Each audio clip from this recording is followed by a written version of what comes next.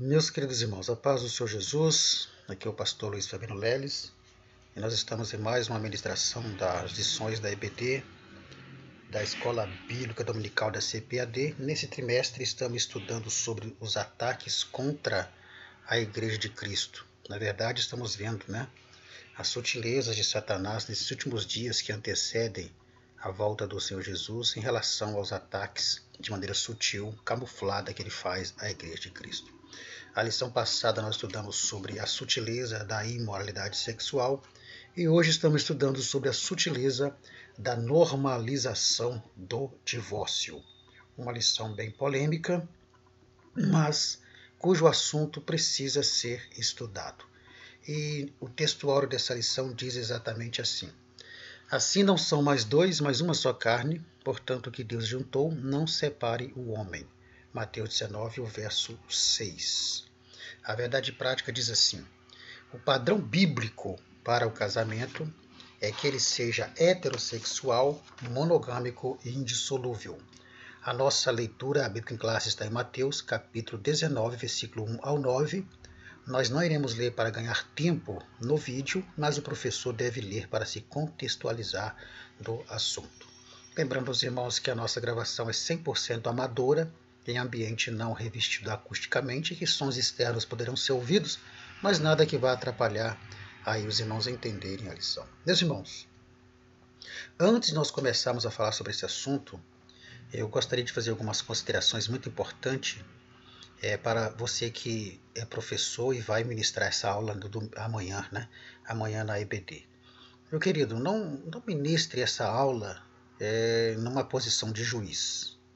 Eu faço essa consideração porque é muito importante que a gente vá para a frente da classe amanhã e ministrar essa lição, mas não de uma maneira julgadora, julgando as pessoas que são divorciadas ou algumas que estão no processo de divórcio, primeiro porque a gente não sabe a situação, o caso, o motivo, o porquê, as circunstâncias, e segundo que nós aprendemos no trimestre passado que nós precisamos ser cautelosos nas nossas opiniões, ou seja, para evitarmos julgamentos precipitados e julgamentos condenatórios. Então, não vá para a sala amanhã numa posição de juiz, condenando as pessoas, julgando as pessoas, condenando-as ao inferno porque estão divorciadas, porque nós não temos esse direito. E depois também você precisa se lembrar que você pode, na sua classe, pode ter pessoas nessa situação. E nós vamos ver aqui que essa questão do divórcio é uma questão muito polêmica e que a gente precisa considerar alguns fatores para que a gente não possa sair julgando as pessoas e sair condenando as pessoas aí de maneira radical, como muitos fazem aí. Então, ministre essa lição entendendo que você é um ser humano, que as pessoas que estão te ouvindo também são, e que nós precisamos ter o cuidado de não nos colocarmos numa posição de juiz, porque juiz é somente Deus. E sempre se lembrar que o nosso telhado não é de ferro, o nosso telhado é de vidro. Eu acho que você, professor, entendeu a mensagem que eu passei para você. Pois bem, o que nós veremos nessa lição de amanhã sobre a sutileza da normalização do divórcio? Primeiro, nós vamos ver o divórcio no contexto cultural bíblico do Antigo e do Novo Testamento. Então vamos ter um panorama, uma visão geral, como o divórcio era visto no Antigo Testamento e como o divórcio era visto também no Novo Testamento. Veremos a postura de Deus no Antigo Testamento, a postura de Jesus e também a postura do apóstolo Paulo em relação à questão do divórcio. Veremos também sobre o divórcio no contexto cultural contemporâneo, ou seja, vamos ver também como o divórcio ele é visto no nosso contexto atual. O contexto contemporâneo se refere ao nosso contexto atual. Veremos também que o divórcio ele tem dois aspectos e é muito importante que se entenda esses dois aspectos do divórcio. Veremos também o divórcio e o novo casamento. Eu acho que a maior polêmica se refere ao novo casamento após o divórcio. O cristão que divorciou, ele pode se casar de novo, mesmo sendo por motivos bíblicos o seu divórcio? Veremos aqui quais são esses motivos bíblicos. Ele pode casar-se novamente? Então, uma grande questão acerca disto. E nós vamos olhar isso aqui com muito cuidado, né? Com muito respeito e também com muita atenção em relação aos posicionamentos. Veremos também sobre a banalização e a vulgarização do divórcio. O grande problema é que Satanás ele tem banalizado e vulgarizado o divórcio no meio cristão. Lembrando que nossa preocupação não é com o mundo. O mundo, as coisas acontecem de maneira que para eles são normais. Mas a nossa questão em relação à igreja e a sutileza de Satanás está exatamente em ter banalizado e vulgarizado o divórcio no meio cristão, no meio da igreja. Este é o grande problema. A maioria dos divórcios que acontecem no meio cristão não são divórcios que acontecem por motivos bíblicos, é o que nós veremos aqui. E por fim, após vermos todos esses itens, nós iremos ver qual deve ser a postura pastoral, ou seja, a postura da igreja e a postura do pastor em relação àqueles cristãos que são divorciados. E vamos responder algumas questões muito importantes aqui, analisando vários fatores, né, que precisam ser levados em consideração quando se trata da questão do divórcio e também da questão do novo casamento. Pois bem, vamos então ao nosso primeiro tópico, onde nós vamos ter um panorama bíblico sobre o divórcio. Vamos ver o divórcio no contexto bíblico do Antigo Testamento e também o divórcio no contexto bíblico do Novo Testamento. Como o divórcio era visto lá no Antigo Testamento. Pois bem, a primeira coisa que nós precisamos lembrar é que quando Deus instituiu o casamento, ele instituiu para que o casamento seja indissolúvel e vitalício para sempre. Então, o Deus instituiu o casamento com o ideal. Qual que é o ideal de Deus para o casamento? Que ele seja vitalício e que ele seja também de maneira indissolúvel. Só que Deus sabe que esse ideal é um ideal que não é possível acontecer em todo casamento. Não por causa dele, mas por causa do homem. E o divórcio ele vai acontecer a partir da queda do homem ali. O divórcio vem também como uma consequência do pecado. E o homem, desculpem, e o homem com a sua natureza pecaminosa, com seu coração endurecido, então Deus já sabia que o ideal dele é a indissolubilidade, que o casamento seja vitalício para sempre, até que a morte separe, mas que infelizmente por se tratar de seres humanos, isso não seria possível em todo o casamento. Por exemplo, o ideal é que o nosso Brasil tivesse um salário mínimo de 5 mil reais, mas é assim? Não é. Por quê? Porque o ideal nem sempre é possível por causa dos próprios homens. O ideal é que o nosso país não tivesse corrupção, mas não é assim.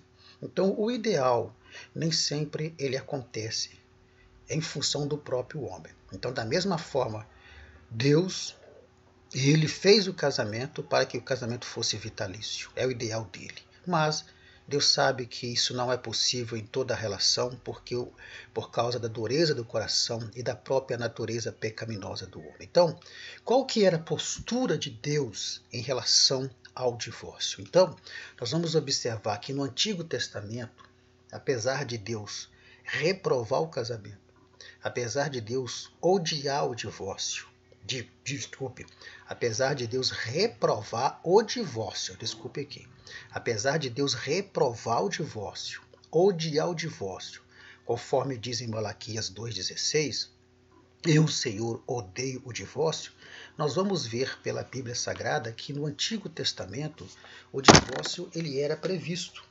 Em Deuteronômio 24, versículo 1, nós vamos ver que na lei vai estar escrito exatamente sobre essa questão.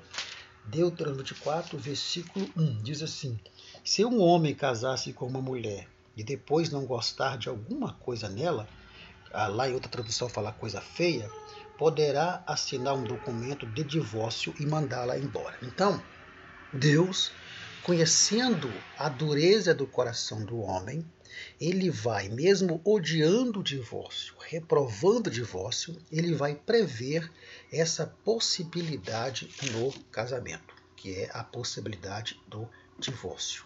Então, plano de Deus para a raça humana, repito, é que o casamento seja monogâmico, vitalício e indissolúvel. Então, o divórcio vai passar a ser uma realidade tolerada por Deus, mesmo porque o divórcio vem como uma consequência do pecado, e o divórcio vem também por causa da natureza pecaminosa do homem, e vem também por causa do coração endurecido do homem. Então Deus ele vai tolerar, mas lembre, tolerância não é aprovação. Então Deus ele vai tolerar essa questão do divórcio devido ao próprio coração endurecido do homem.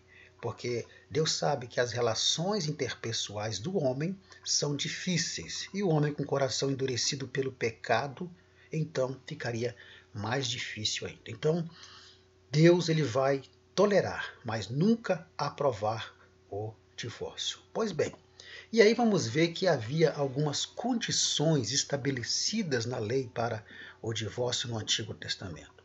Que condições eram essas? Primeiro, era uma condição absurda, por qualquer motivo. Lembrando que quem vai implantar essa lei do divórcio é Moisés.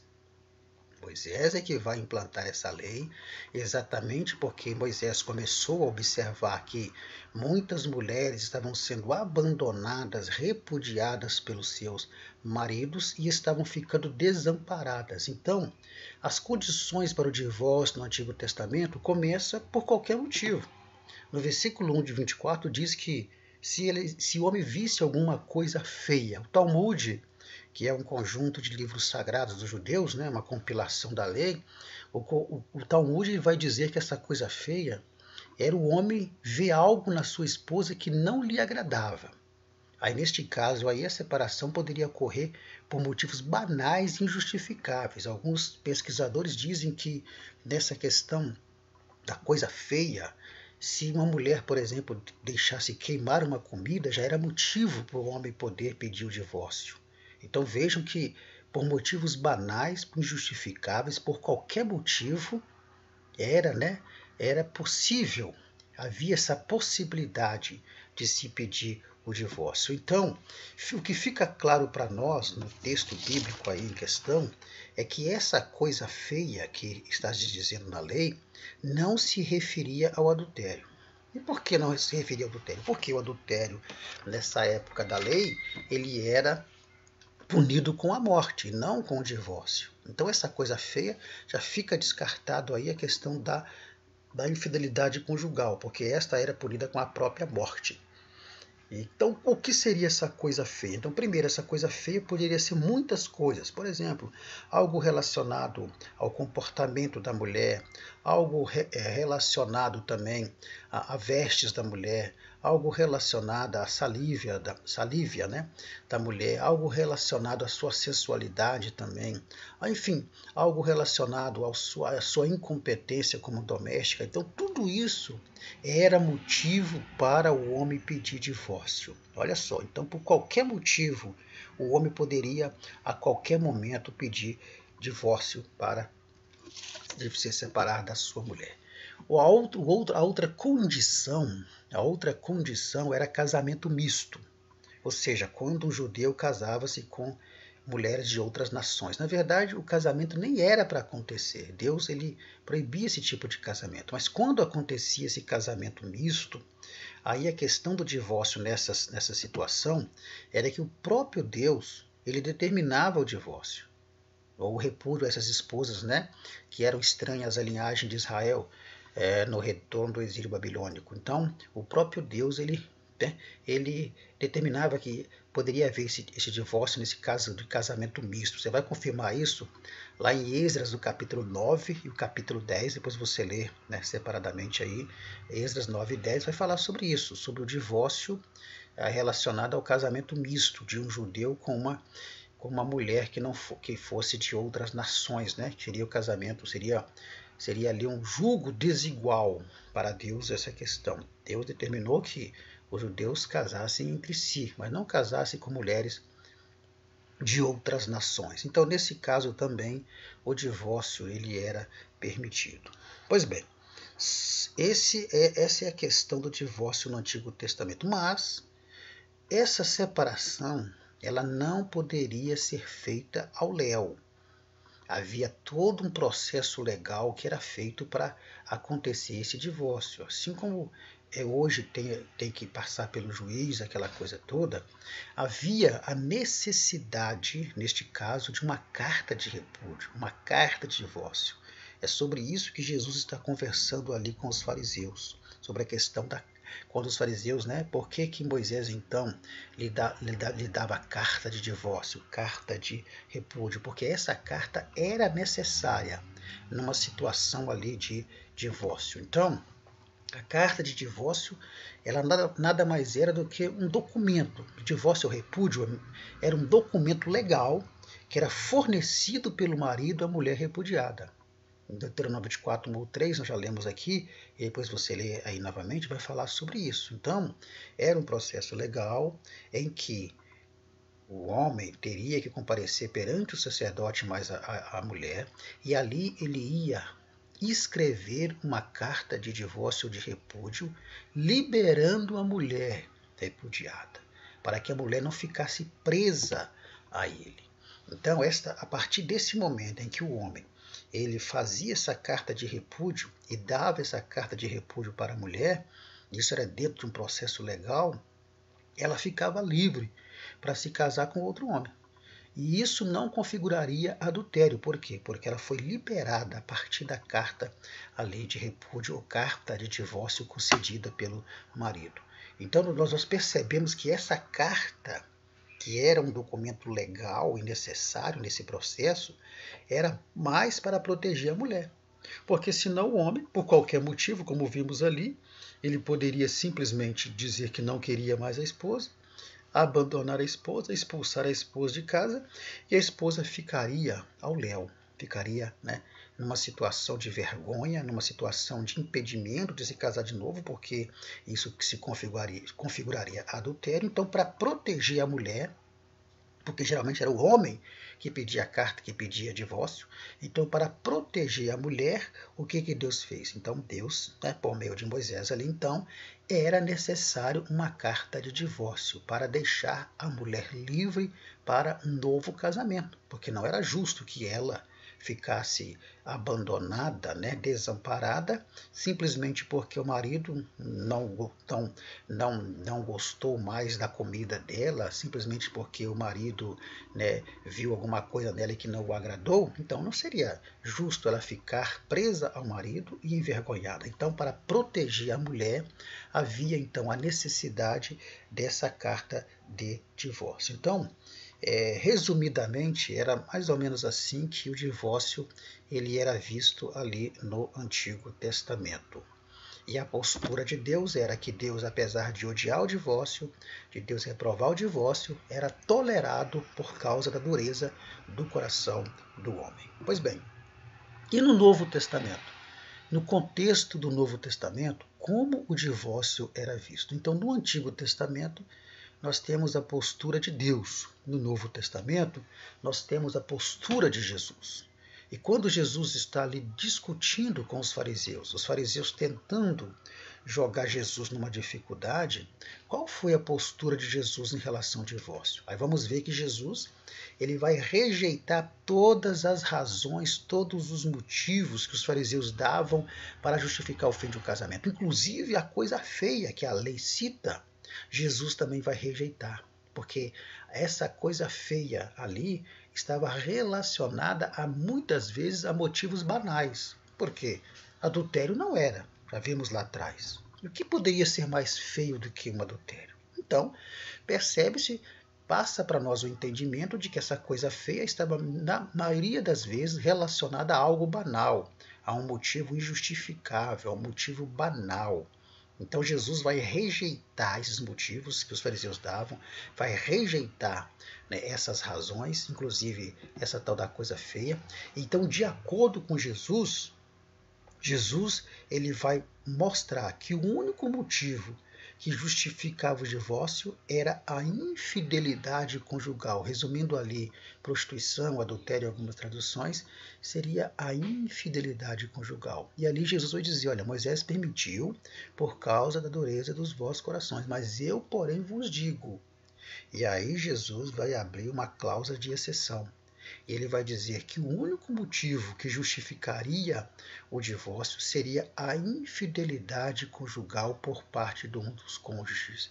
E aqui Jesus, então, está mostrando que as demais razões, a tal da coisa feia, que na maioria das vezes eram coisas banais, era rejeitada e que esse seria o único motivo, a infidelidade conjugal por parte de uns cônjuges. Pois bem, e aí vamos ver também, associada à posição de Jesus, nós vamos ver a postura do apóstolo Paulo. E Paulo, nos seus ensinamentos, ele vai complementar o ensinamento de Jesus acerca do divórcio. Então Paulo ele vai apresentar uma outra circunstância que justifica o divórcio. E essa circunstância seria exatamente o abandono por parte de um dos cônjuges. Então, em 1 Coríntios, no capítulo 7, no versículo 15, Paulo vai dizer exatamente o seguinte, 7 e 15. No entanto, se o marido ou a esposa incrédula se separar, que se separe. Em tais casos, o irmão ou a irmã não deve insistir que o outro fique, pois Deus nos chama para vivermos em paz e harmonia.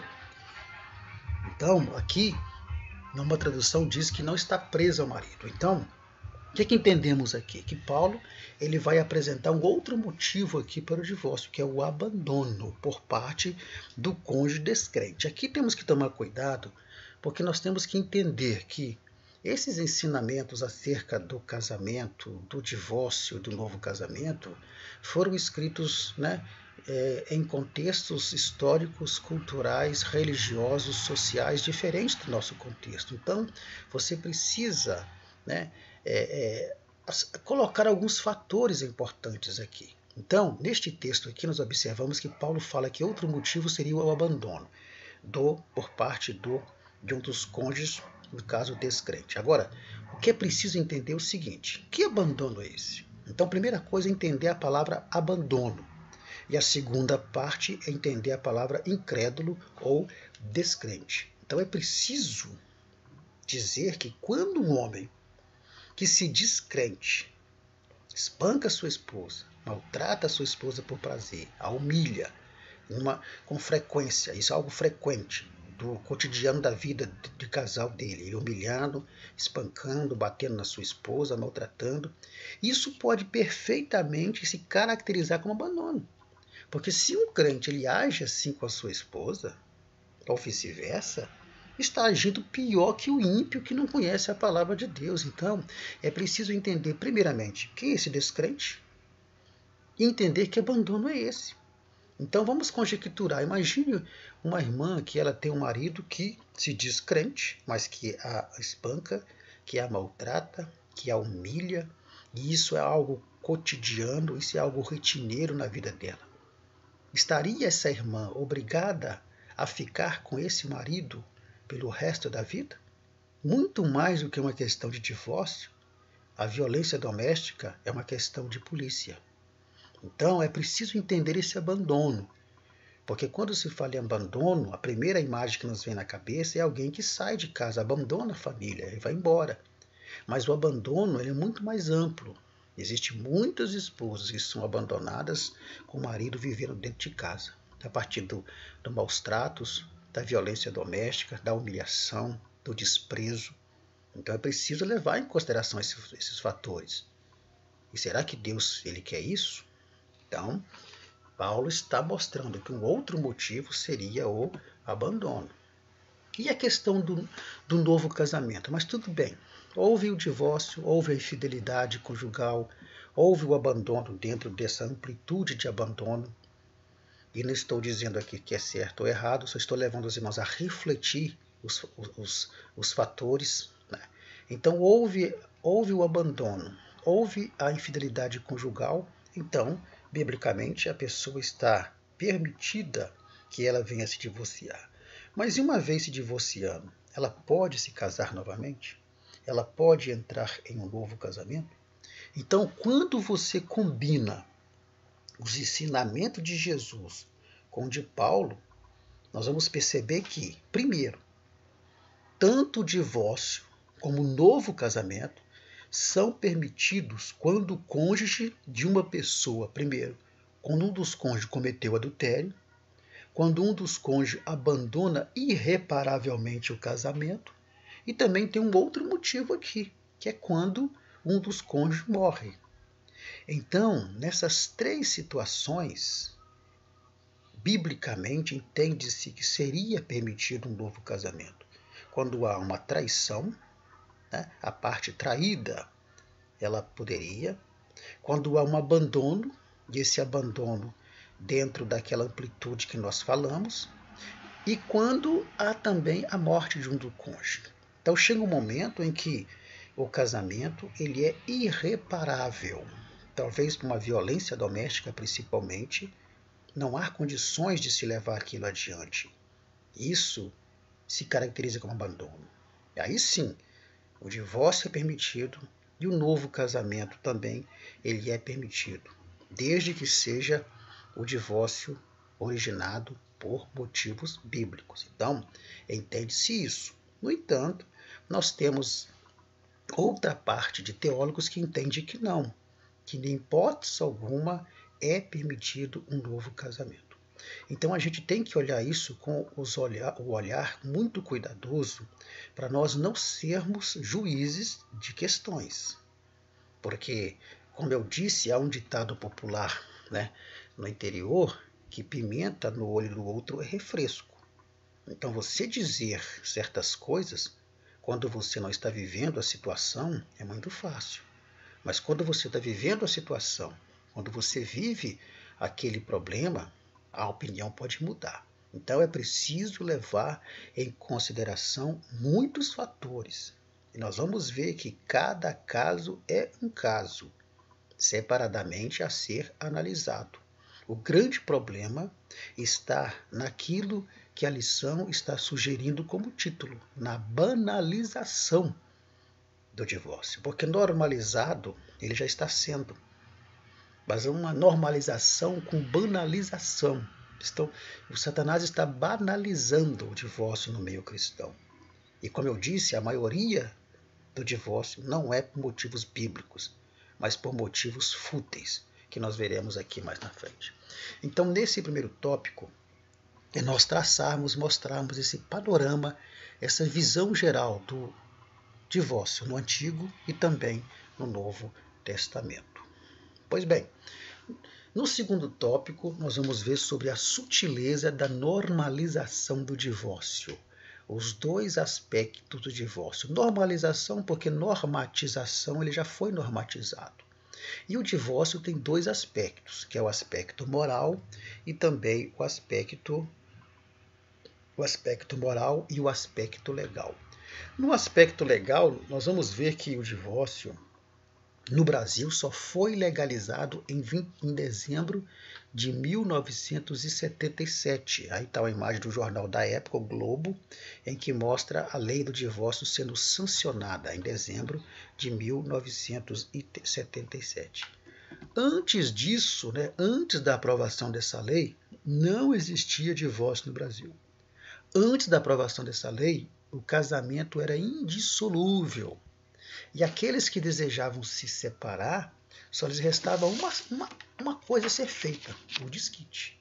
Só que o desquite não permitia a pessoa casar novamente. Então o que era o desquite? O desquite era um ato jurídico pelo qual a lei facultava apenas a separação de corpos e o controle para distribuição de patrimônio.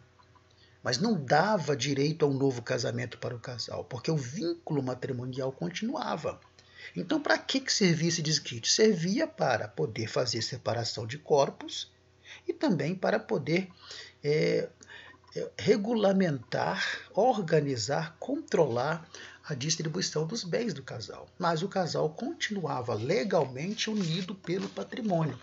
E eles não poderiam jamais se casar novamente, porque o vínculo matrimonial com o desquite não cessava. Então, quando a pessoa se desquitava, se ela voltasse a se unir com outra pessoa, o que acontecia? Ela não tinha respaldo legal para um novo casamento. Ela não podia casar, ela podia se juntar com uma pessoa, mas casar não podia. Porque ao se fazer a consulta, os cartórios iriam constatar que a pessoa era desquitada e a lei não permitia um outro casamento. Então, e para piorar a situação, os filhos que eram gerados dessa união, dessa união entre pessoas desquitadas, eram considerados filhos ilegítimos. Então nós percebemos aí que o divórcio só vai se consolidar no Brasil. Ele começa a ser legalizado em dezembro de 77 e vai passar por um processo de aperfeiçoamento, e a partir da Constituição de 1988, aí o divórcio ele é ampliado, ele é banalizado. É aqui que entra a normalização e a banalização do divórcio, porque a partir da Constituição de 88, o divórcio ele passa a ser permitido quantas vezes fosse preciso. Até então não era assim. Havia o divórcio, mas também era um processo legal demorado, não era de um dia para o outro. A partir de 77, e quando acaba o desquite, entra o divórcio, mas não era um processo tão rápido. E também não poderia se divorciar, casar, divorciar e casar. Mas a partir da Constituição de 88, banalizou-se. Além da normalização, da normatização, banalizou. E aí a pessoa podia casar, divorciar, quantas vezes a pessoa quisesse. Aí está o grande problema, a banalização do divórcio. Então, existe o aspecto legal do divórcio. Qual que é o aspecto legal? A primeira imagem mostra o aspecto legal é que, perante a lei, por qualquer motivo, se fosse ele fútil ou não, seja ele bíblico ou não, porque para a lei não tem essa questão de Bíblia, seja qual for o motivo, por motivos banais, fúteis, injustificáveis, a lei garante ao casal o divórcio. Esse é o aspecto legal do divórcio. Ele é permitido por qualquer motivo e quantas vezes for necessária. Então, o Estado ele garante o aspecto legal do divórcio, permitindo que isso aconteça por qualquer motivo. Agora, o que nós precisamos entender é que, como cristãos, nós temos que atentar para o aspecto moral do divórcio. Por quê? Porque as Escrituras é que vai definir esse aspecto moral. Então, em Mateus 19, 4 ao 6, Jesus define esse aspecto moral do divórcio. Então, a Bíblia Sagrada ela é um livro de conduta do cristão. Então, a Bíblia Sagrada ela sobrepõe a qualquer constituição humana, tanto no aspecto moral como espiritual. A Bíblia Sagrada ela é acima. Mesmo que o Estado dê legalidade a situações que contradizem a palavra de Deus, a Bíblia está acima dessas legalidades. E aí, qual que é a posição do cristão? Entre aquilo que é legal e aquilo que a Bíblia traça como imoral. Em Atos 5:29 diz o quê? Mais importa obedecer a Deus do que aos homens. Então, para você entender melhor a situação, a regra de fé e conduta do cristão é a palavra de Deus. E ainda que uma atitude seja legal perante a lei dos homens, se ela for imoral perante a lei de Deus, então o cristão verdadeiro ele vai obedecer a palavra de Deus. Por exemplo, se a justiça ela colocar em lei que pastores terão que fazer casamento de homossexuais se assim eles quiserem. Por exemplo, queremos casar. Se uma dupla de homossexual diz para você, pastor, olha, eu quero me casar na sua igreja e o senhor fazer o meu casamento. Se for algo na lei, a lei entra então no aspecto legal. Mas existe o aspecto moral. E o aspecto moral ele é definido, ele é direcionado pela Bíblia Sagrada. E sabemos que isso seria uma atitude que seria contra a palavra de Deus. E aí? Você vai obedecer aquilo que é legal perante a lei dos homens ou vai respeitar aquilo que é segundo a palavra de Deus, que seria o aspecto moral? Então, sendo a Bíblia a regra de fé e conduta do cristão, que é a palavra de Deus, todo verdadeiro cristão, antes de entrar pelo caminho do divórcio, ele seja por qualquer motivo, ele precisa se perguntar, da moralidade perante Deus e a palavra dessa atitude. Não atentar para a legalidade, porque pelo aspecto legal, por qualquer motivo, a pessoa ela é autorizada a se divorciar. Mas no aspecto moral da palavra de Deus, não.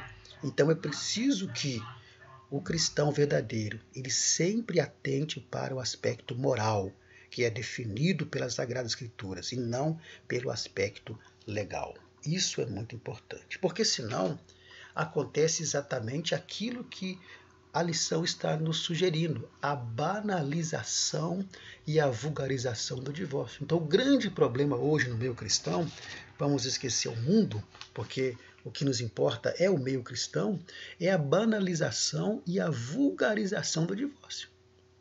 Conforme a imagem sugerida que você está vendo ali, hoje muitos jovens já se casam dizendo o seguinte: olha, vamos nos casar, se não der certo a gente divorcia. O que é isso? Banalização do divórcio. Aí é que está o grande perigo.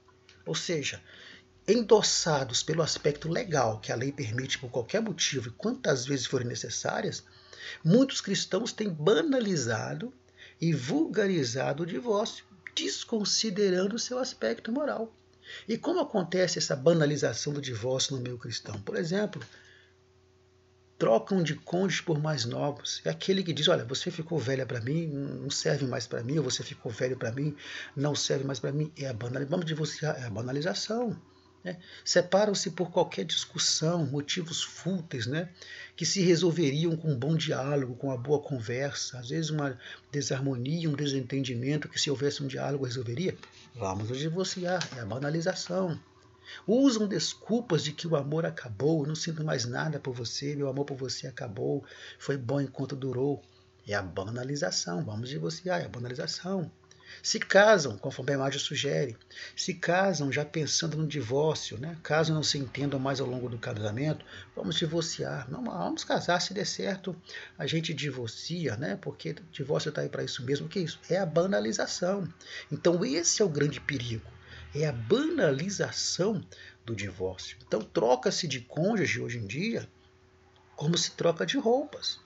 Mesmo no meio cristão, existem homens e mulheres que casaram 2, 3, 4, 5 vezes. O que é isso? Alguma coisa está errada. Então, você percebe numa atitude dessa uma banalização do divórcio. E é esse que é o problema. É a banalização e a vulgarização do divórcio no meio cristão. Estão se divorciando por qualquer motivo. E Jesus vai dizer que por qualquer motivo, Deus não permite o divórcio. Apenas nos motivos bíblicos. E aí você precisa levar em consideração os fatores que nós dissemos aqui. Então, a sutileza de Satanás está em vulgarizar e banalizar essa atitude no meio cristão. Então hoje, por qualquer briguinha, por qualquer desentendimento, por qualquer picuinha, o casal prefere se divorciar. Quando a atitude de um casal cristão tem que ser sempre o primeiro caminho. Qual que é o primeiro caminho? Independente do motivo. Seja o motivo que for, o primeiro caminho é o caminho do perdão, que é o caminho da reconciliação, é o caminho do diálogo para se chegar a um acordo. Mas não havendo condições, dependendo do motivo, conforme dissemos lá atrás, aí não haverá jeito. Mas o grande problema é o quê?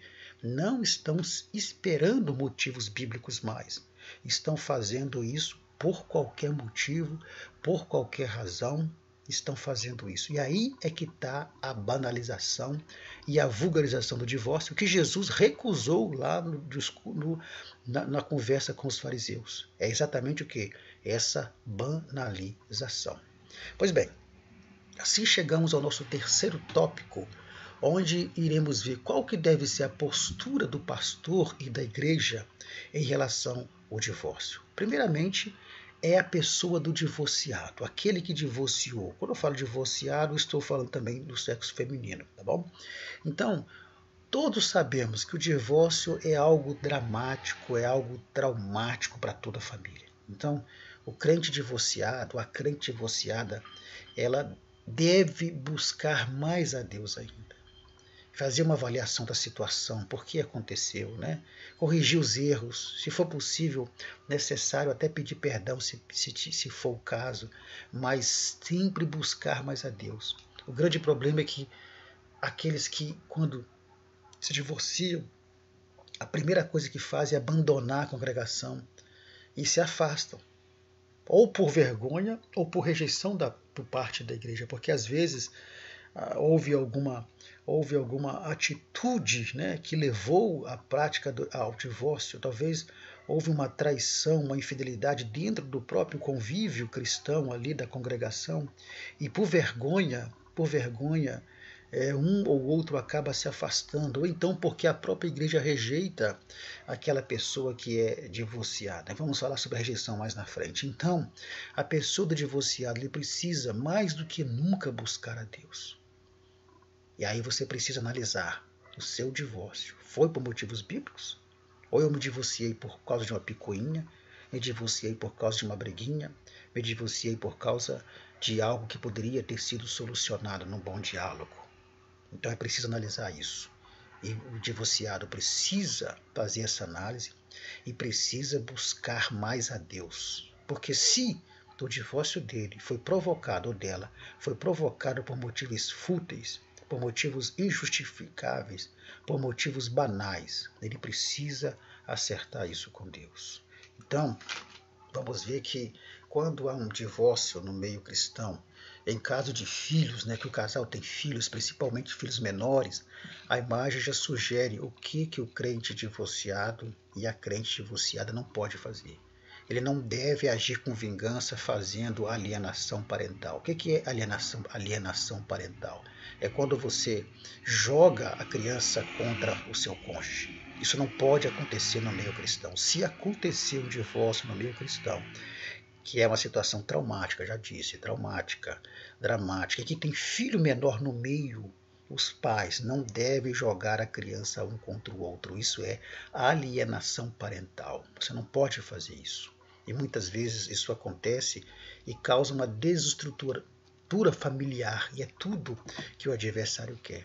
Então, divorciados na igreja precisam ter aconselhamento pastoral, precisam ter acompanhamento psicológico, se for o caso, deve ter, né, enfim, deve acompanhar, devem ser acompanhados pela igreja, acompanhados pelo pastor, ajudados. Por quê? Porque a pessoa já está fragilizada pela situação, já está fragilizada pelo próprio divórcio em si. E essas pessoas precisam, sim, ser ajudadas. E agora, então, qual que é a postura do divorciado como cristão? Porque, às vezes, a pessoa, por motivos bíblicos, ela divorcia. E ela, como cristão, como fica a situação dela? Então, o que a pessoa precisa entender é que o fato do crente estar divorciado não o impede de continuar servindo a Deus em sua congregação. Talvez isso vai impedi-lo de continuar ali se tiver acontecido algum fato de infidelidade dentro da congregação, entre pessoas da congregação. E ali se torna uma situação desagradável, um ambiente constrangedor, onde às vezes será necessário sim o crente divorciado ir para uma outra congregação. Mas ele não deve jamais deixar de servir a Deus. Por quê?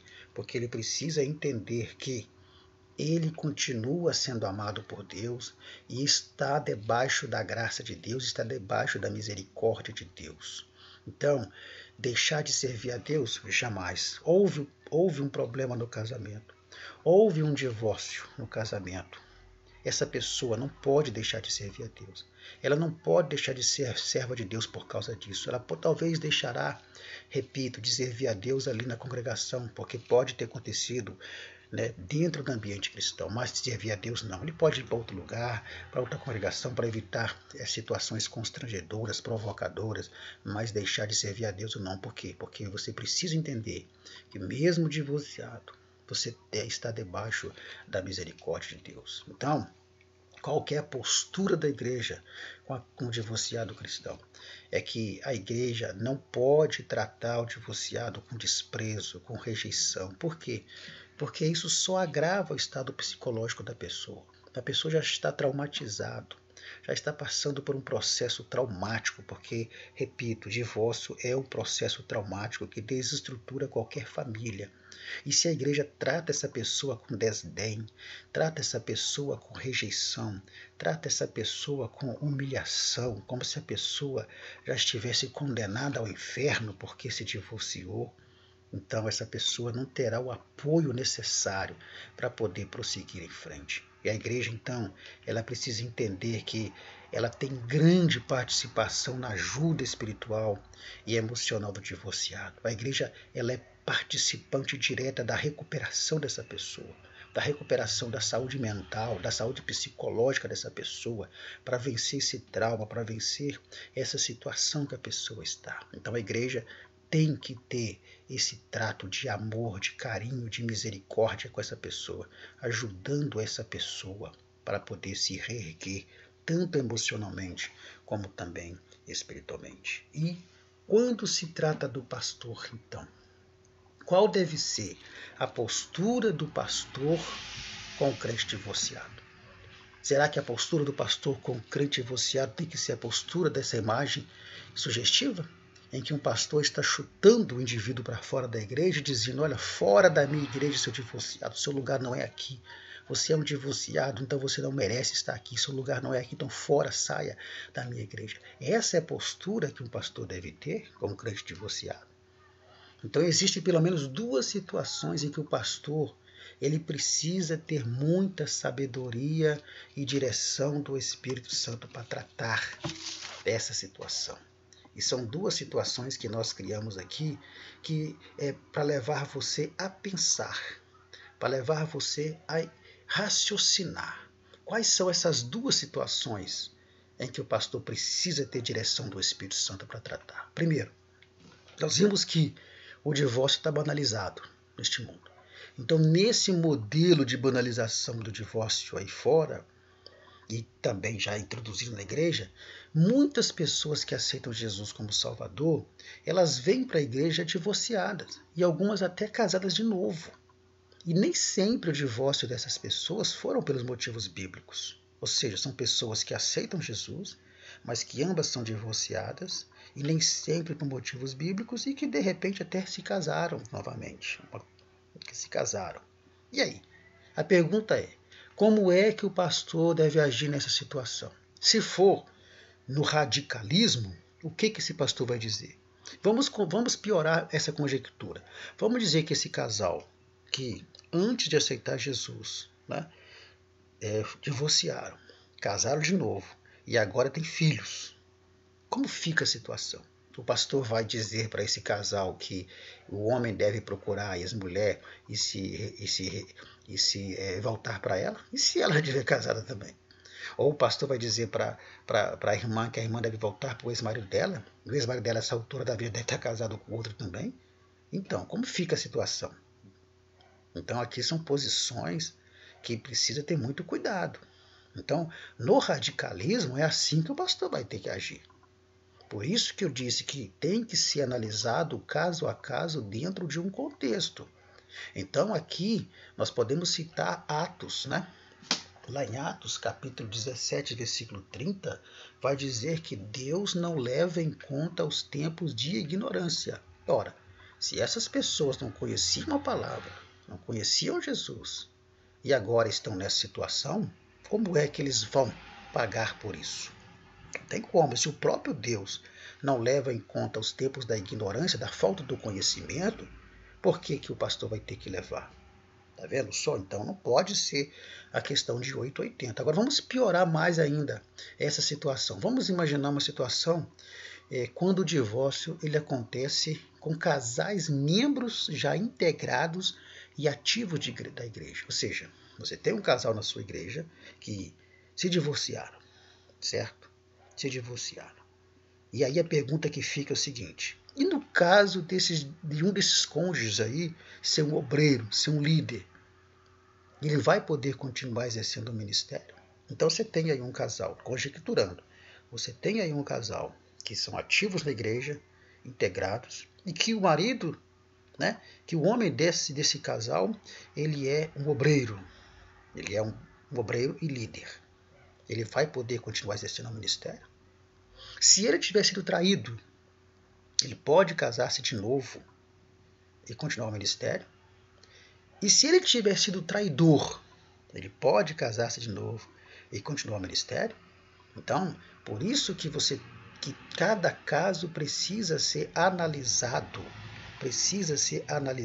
individualmente. No caso de um casal dentro da igreja que se divorciou, bom, primeiramente tem que ver qual o motivo desse divórcio. Se foi por motivo bíblico, é porque houve adultério, é porque houve abandono.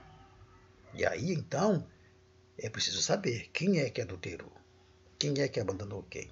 Agora, se não houve motivo bíblico, se não houve abandono dentro daquela amplitude que nós falamos, se não houve adultério, então é porque esse divórcio aconteceu por motivos fúteis, aconteceu por motivos injustificáveis, aconteceu por motivos banais. E aí é preciso reavaliar a posição deles, né, como atuantes na igreja. No caso de um pastor traidor, da mesma forma. Ora, se ele foi o traidor, é evidente que, né, esse pastor, se ele foi o traidor, então é preciso reconsiderar também a continuidade dele no ministério e na atuação. Então, são coisas que precisam ser observadas com cuidado, com muito cuidado. Por isso que as Assembleias de Deus começou a adotar a análise de caso a caso, para não ser injusto com nenhuma situação. Então essas conjecturas que nós fizemos aí precisam ser analisadas com muito cuidado, caso a caso. Para quê? Para que a pessoa que sofreu a ação não seja punida por algo que ela não cometeu. Então é preciso olhar com muito cuidado isso daí. Pois bem, queridos, assim chegamos ao final dessa lição. Uma lição complexa, complicada. Eu sei que alguns talvez não vão concordar, né, com o que a gente ministrou aqui. Mas é como eu disse, nós não podemos ministrar essa lição na posição de juiz. Nós somos juízes. Nós podemos, né, ter o cuidado de não sair condenando as pessoas sem conhecer a real história e a real situação e o real caso de cada um. Não podemos fazer julgamentos precipitados e condenatórios sem sabermos realmente dos fatos. Qual que é a conclusão que nós chegamos? Então, primeiro, nós vimos que o ideal de Deus, quando Deus institui o casamento, é que o mesmo seja indissolúvel e para sempre. Este sempre foi o ideal de Deus. Mas Deus sabe da dureza do coração do homem e que esse ideal não se cumpre em todo o casamento. Em muitos casamentos, esse ideal vai se cumprir, mas em outros não. Por quê? Porque haverá traição, haverá abandono, não é verdade? Então, é preciso entender que Deus sempre vai prezar pela indissolubilidade do casamento, mas que o homem, no seu coração endurecido pelo pecado e pela sua natureza pecaminosa, isso não será possível em todo o casamento. E aí, Deus, então, ele vai abrir a possibilidade do divórcio nessas duas situações, da infidelidade conjugal e também do abandono, o abandono dentro de uma amplitude que nós já falamos aqui. Segundo que, uma vez que Deus, né, sabe disso tudo, apesar de Deus odiar o divórcio, Deus permitiu o divórcio, né, bem como um novo casamento, em apenas 3 situações que nós vimos lá atrás. Na situação de adultério, na situação de abandono dentro daquele contexto de amplitude, e também na condição da morte de um dos cônjuges. E aí nós vamos entender que quando Deus ele faz isso, quando Deus abre essas cláusulas de exceção, ele faz isso para quê? Para proteger a parte ofendida, para proteger aquela parte que foi ofendida. Só que Deus não aprova a banalização do divórcio como Satanás tem feito no meio cristão. Deus não aprova essa banalização do divórcio de casais que separam por qualquer motivo, por coisas fúteis, por coisas não injustificáveis, por causa de coisas banais. Não, Deus não aprova isso de forma alguma. Assim como também Ele não aprova o divórcio em situação nenhuma. Permite, mas não aprova. Tolera, mas não aposta. Tolerância não é aprovação. Tolerância não é aprovar. Todos sabemos disso. Então, mas quando Deus permite isso, quando Deus tolera isso, Ele tolera exatamente para proteger aquela parte que foi ofendida. Por quê? Porque não é justo que uma pessoa pague pelo erro da outra. Não é justo que você que foi traído, que foi traída, que você que viveu um casamento de violência doméstica, sendo ao ponto de quase ser morto ou morta, né, morta pelo marido, ou também pelas esposas, porque tem esposas também que não são fáceis, né, são violentas com seus maridos. Então, não é justo que você pague e viva uma vida infeliz sozinha por causa do erro do outro. Ou então que você viva uma vida um desejando que o outro morra para poder ficar livre para casar. Será que é isso que Deus quer? Será que é isso que Deus deseja para os seus filhos? Então, é um caso de reflexão, é um caso de nós observarmos e pararmos de sermos juízes, julgadores e condenatórios. E entender que nós precisamos cada vez mais ajudar as pessoas, sempre prezando pelo primeiro caminho, que é o caminho do perdão, que é o caminho da restauração, que é o caminho da reconciliação, que é o caminho de manter o casamento. Mas haverá casos em que isso não será possível, pelas razões óbvias que nós já falamos aqui. Pois bem, assim chegamos ao final de mais uma lição. No próximo vídeo, aí, na próxima tela, aí você vê o nosso contato. Se você deseja receber o nosso material gratuitamente, o mesmo que eu uso aqui na ministração, entre em contato comigo aí pelo zap que você está vendo, que eu teria o maior prazer em enviar gratuitamente para você. Também aí nessa tela está, né, as nossas atividades, informando aos irmãos que nós apenas não ministramos lições da EBD, mas ministramos também todas essas atividades que você está vendo aí. E também, se você é novo por aqui, quero te convidar a você se inscrever nesse nosso recente canal, compartilhar, dar o seu joinha, porque isso é relevante para que o YouTube entenda e possa alcançar mais pessoas.